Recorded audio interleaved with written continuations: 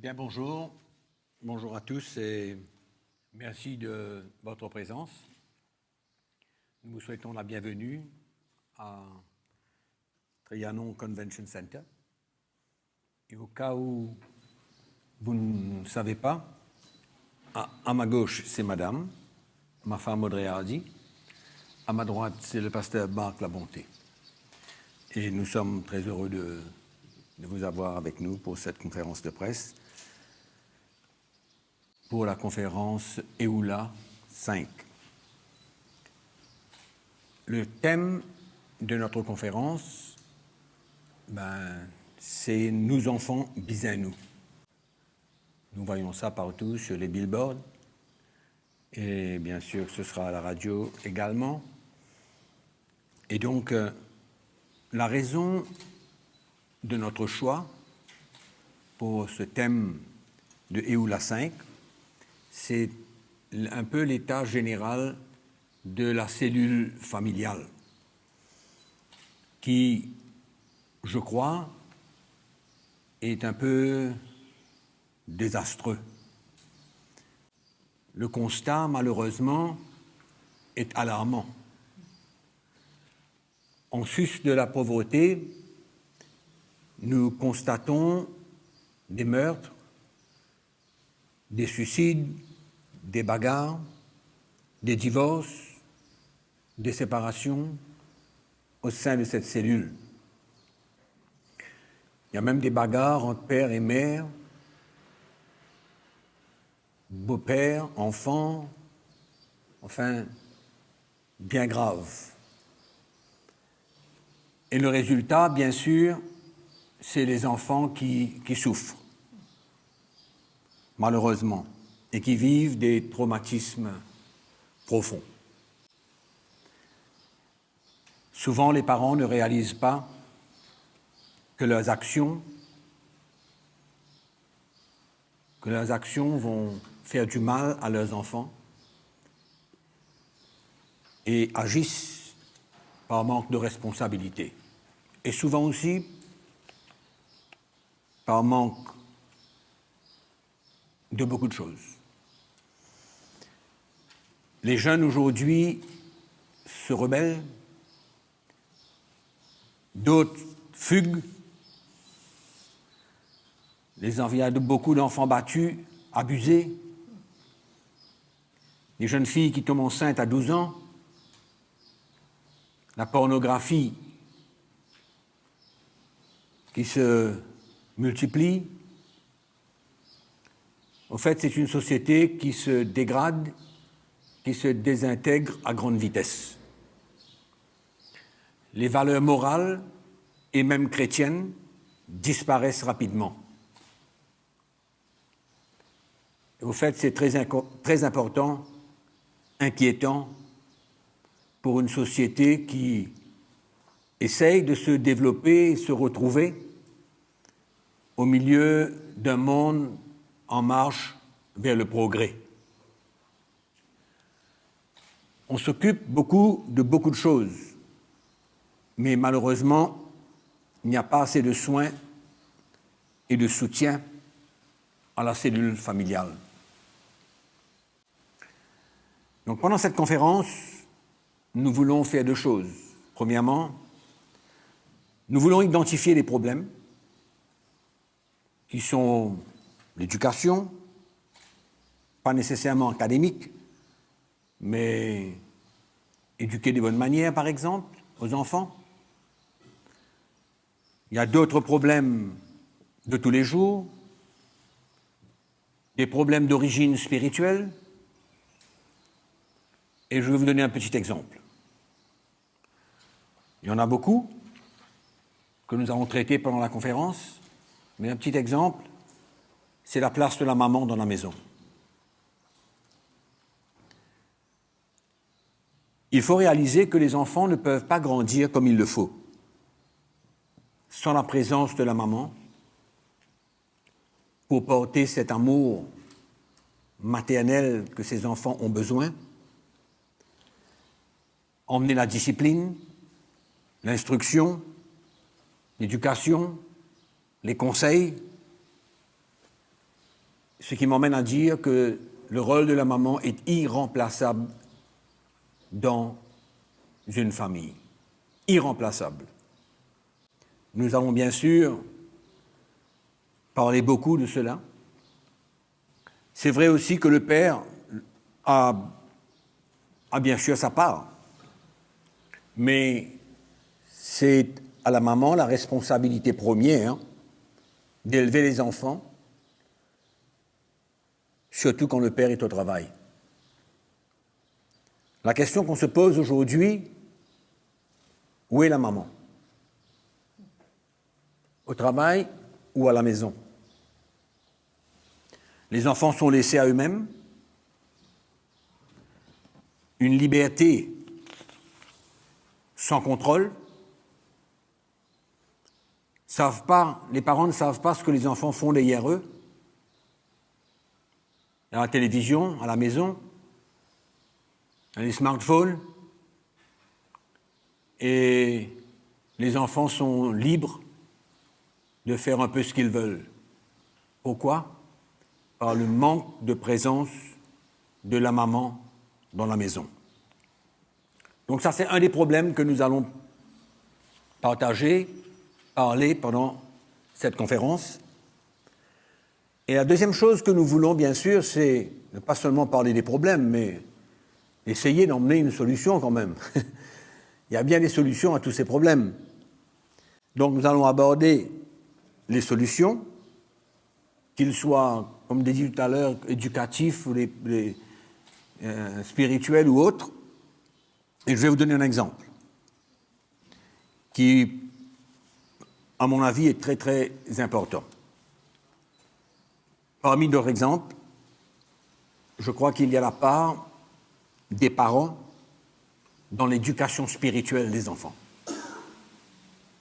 Chose qui, aujourd'hui, nous ne voyons presque pas. C'est important de comprendre que la place du Seigneur dans la vie des parents, dans la vie des parents, c'est la solution primordiale pour restaurer, pour guérir, pour unir et construire une famille solide. Ma question, c'est, sans le Seigneur, sans Jésus, comment faire pour prendre notre responsabilité et faire grandir les enfants comme il faut? Nous avons besoin de l'aide du Seigneur, et pour cela, il faut le reconnaître, le connaître, et bien sûr lui donner notre vie en tant que parents. C'est ça qui nous aidera à comprendre beaucoup de choses, à voir beaucoup de choses, et à prendre notre responsabilité vis-à-vis de nos enfants. Et de là vient ma question. Que préférons-nous en tant que parents? De l'argent? Du confort? Vivre sans le Seigneur? Et voir nos enfants finir dans la drogue, la pornographie, la délinquance des mamans prématurées, prisonniers, rebelles, ou alors donner sa vie à Christ, le permettre de nous aider à accomplir notre devoir des parents envers nos enfants. C'est là la clé avant toute chose. C'est vrai que nous pouvons chercher notre bien-être matériel et regarder à nos besoins dans une famille, mais ce n'est pas pour cela qu'il faut abandonner notre responsabilité. C'est pourquoi chaque parent, père ou mère, doit faire le choix. Doit faire le choix entre un laisser-aller pour permettre à nos enfants de finir, premièrement, loin des parents, indépendants, etc. ou alors les préserver. Et pour cela, on a besoin du Seigneur. Les enfants crient. Peut-être que nous n'avons pas les oreilles pour entendre.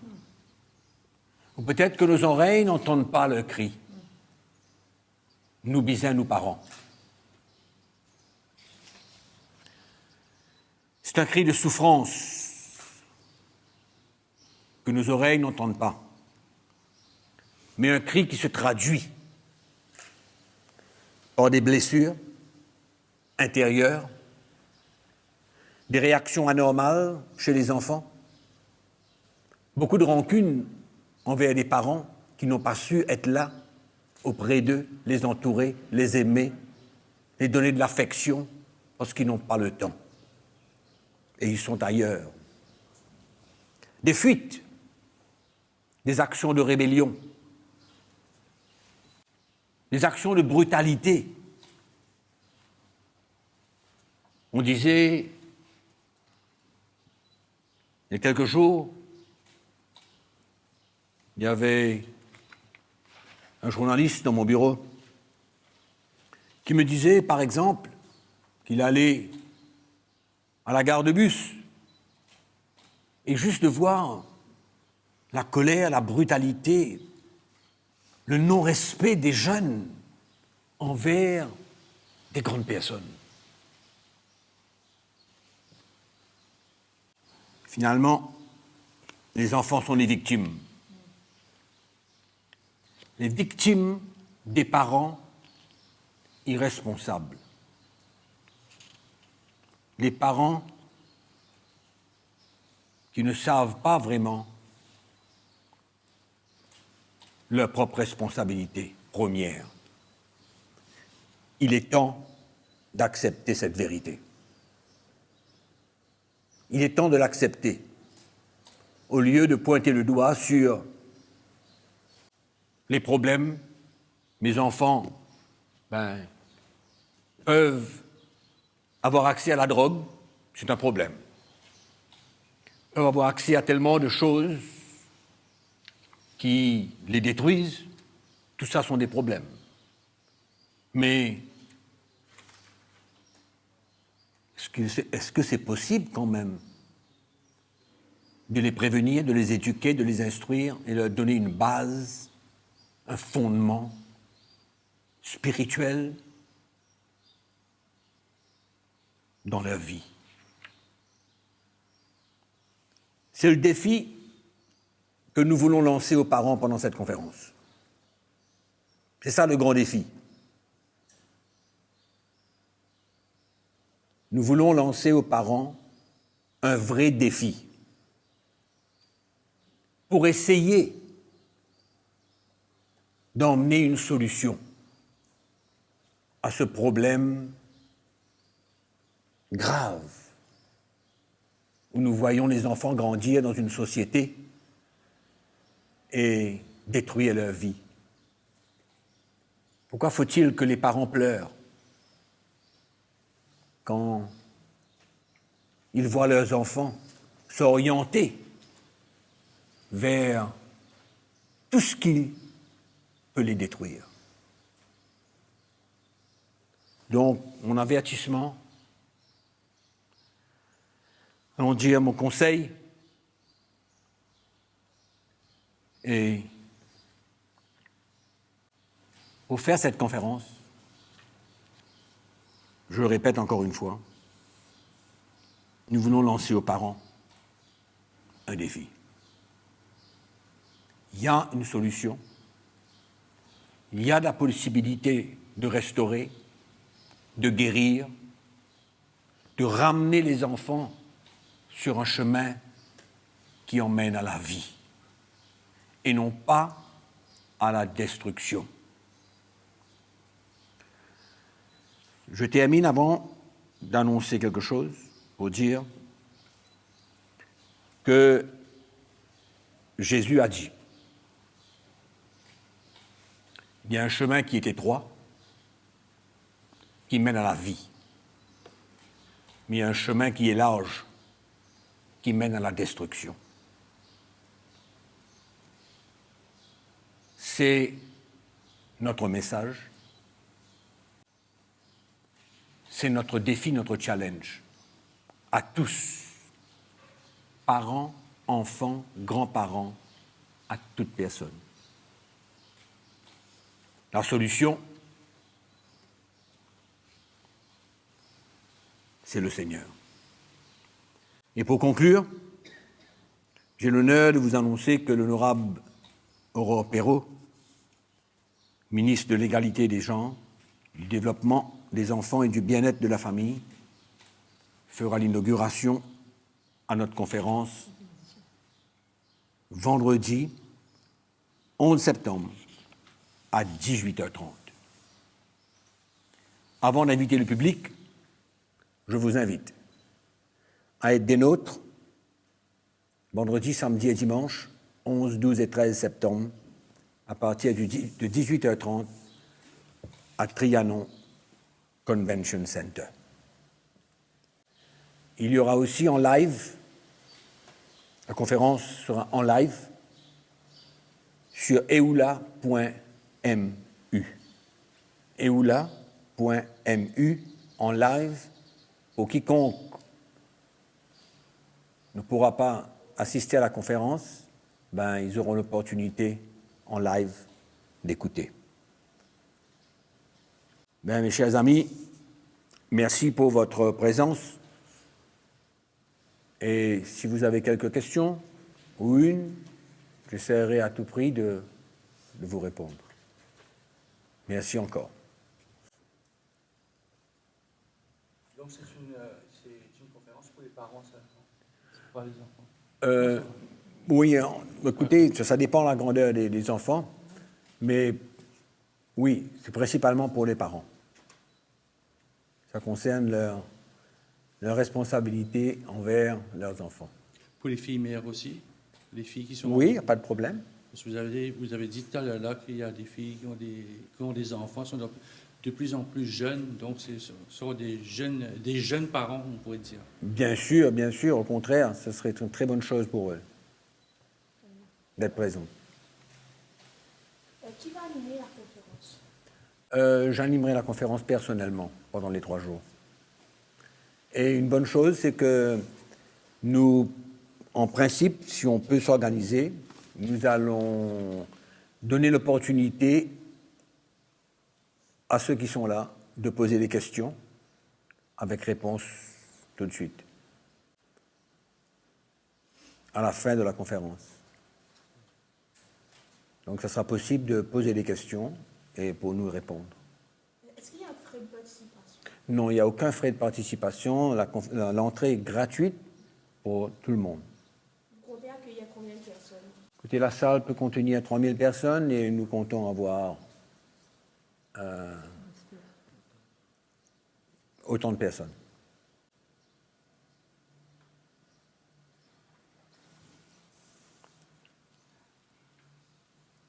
Pasteur, pourquoi vous envoyez ce défi-là? Vous défiez les parents, le grand défi pour les parents. Est-ce que c'est un défi maintenant?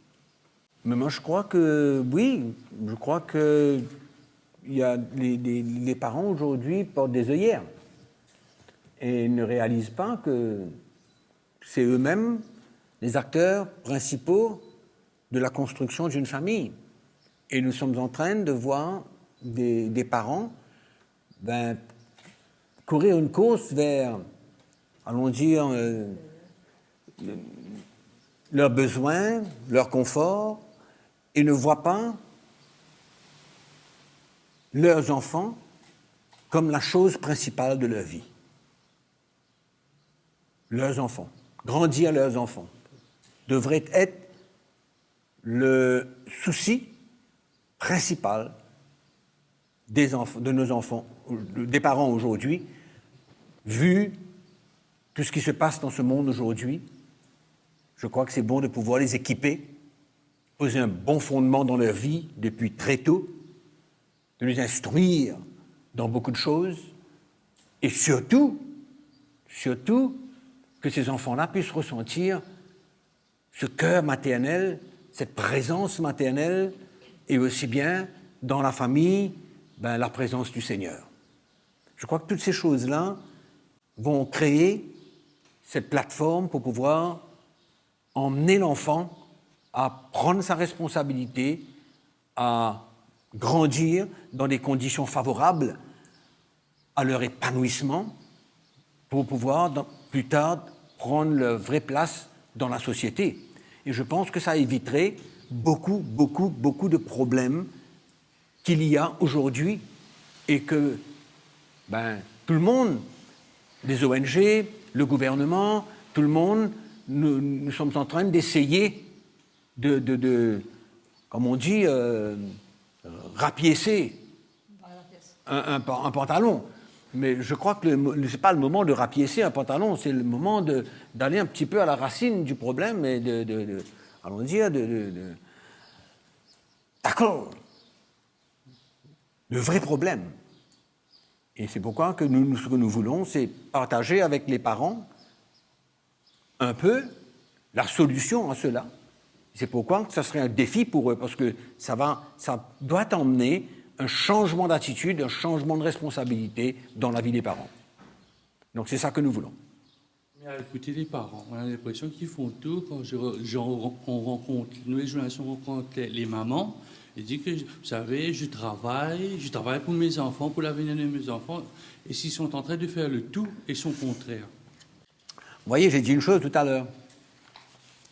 J'ai dit que les parents doivent faire un choix.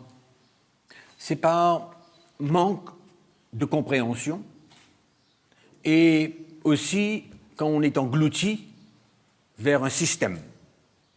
Le système de ce monde qui pousse, qui emmène la maman en dehors de la maison. Et c'est un petit peu la cause de beaucoup de problèmes, malheureusement.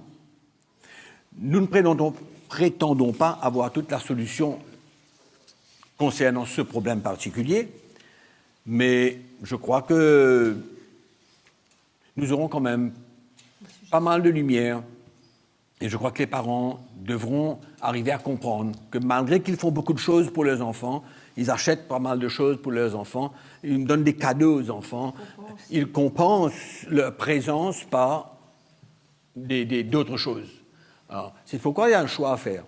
Il y a un choix, il y a un défi, et ceux qui sont prêts à prendre le défi, je crois qu'ils vont pouvoir récolter. Mais par contre, ceux qui ne voudront pas prendre le défi, ils vont subir. Et le problème d'aujourd'hui, c'est que les parents subissent le résultat de leur manque de responsabilité. C'est pas une critique que je fais, c'est pas une condamnation que j'emmène, mais c'est une prise de conscience plutôt. C'est une lumière, c'est quelque chose qu'on a besoin de comprendre. Les parents ont besoin de saisir et, bien sûr, par la suite, répondre ou ne pas répondre.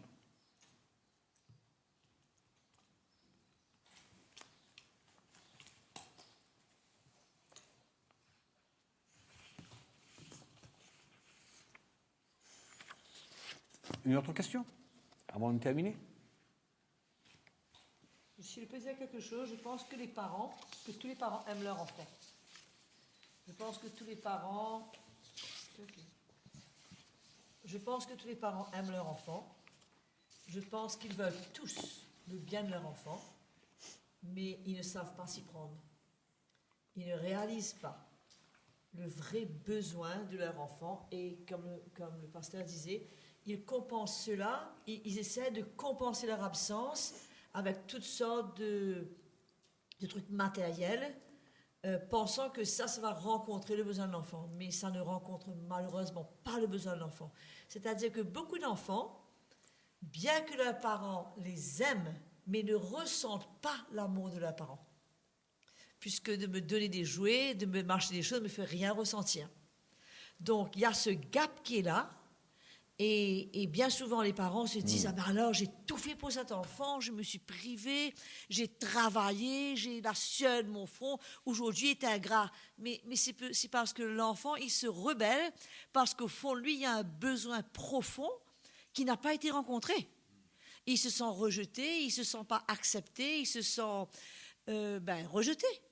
Et quelque part, ben voilà, on met tellement d'accent et aussi, ben on veut qu'il réussisse, puisqu'on veut mettre de l'argent de côté pour qu'il réussisse, on met de la pression sur lui pour qu'il produise des résultats dans son école. Bien souvent, c'est pas tous les enfants sont académiques. Donc, ça vient emmener une autre frustration et un autre sujet conflictuel entre les parents et les enfants. Et ce qui se passe, c'est que ces situations conflictuelles ne sont jamais réglées. Jamais on arrive à s'asseoir, en parler, ou un parent va venir dire, écoute Jacques ou écoute Thomas, pardonne-moi, je me suis excitée, quoi, je me suis empâtée, mais excuse-moi. Mais il n'y a jamais cette réparation.